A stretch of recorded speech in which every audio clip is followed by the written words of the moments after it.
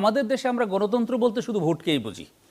আপনি রাস্তা দিয়ে হাঁটতেছেন, আপনি আগে ছিলেন, আপনাকে ডিঙ্গিয়ে আরেকজন যাবে না, এটাও যে গণতন্ত্র। আপনি মাছ দাম করতেছেন, পিছন থেকে এসে আরেকজন আপনার থেকে 200 টাকা বেশি বলে সে মাছ নিয়ে চলে যাবে না, এটাও যে গণতন্ত্র। এই যে গণতন্ত্রের প্রাতিষ্ঠানিক রূপের যে আমরা কথাটা বলছি, যে সর্বত্র মানুষের মধ্যে গণতান্ত্রিক মূল্যবোধ প্রতিষ্ঠিত করতে হবে, যেটা পাশ্চাত্যে রয়েছে বা ওখানে উন্নত গণতান্ত্রিক দেশগুলোতে রয়েছে, আমাদের দেশে গণতন্ত্রের নামে শুধু এই ভোট ব্যবস্থাটাই দিয়ে গেছে। আর আপনি যে পয়েন্টটা উঠেছেন যে সবাইকে সমান, ঢাকা বিশ্ববিদ্যালয়ের ভাইস চ্যান্সেলর, সুপ্রিম কোর্টের মানে যিনি চিফ জাস্টিস, ওনার ভোটের যেই দাম, আপনার বাসার যে সকিনা বিবি কাজের বুয়া তার ভোটেরও একই দাম।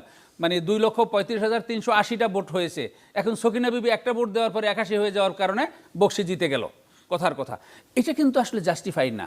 এই জন্য এটা নিয়ে ব্যাপক গবেষণা হওয়ার প্রয়োজন। ইসলাম যেটা বলেছে সেখানে কিন্তু মানে মদিনা রাষ্ট্রের সমস্ত নাগরিকের কিন্তু মতামত নেওয়া হয়নি, প্রত্যেক গোত্রের গোত্রপতি যারা ছিলেন তাদের মতামতের ভিত্তিতে করা হয়েছে। গোত্রের